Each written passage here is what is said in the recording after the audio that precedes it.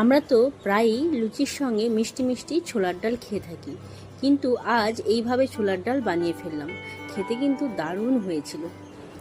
ছোলার ডাল প্রথমে ভালো করে ধুয়ে পরিষ্কার করে নিয়ে কুকারে নুন হলুদ দিয়ে দুটো সিটি মেরে সেদ্ধ করে রাখবো।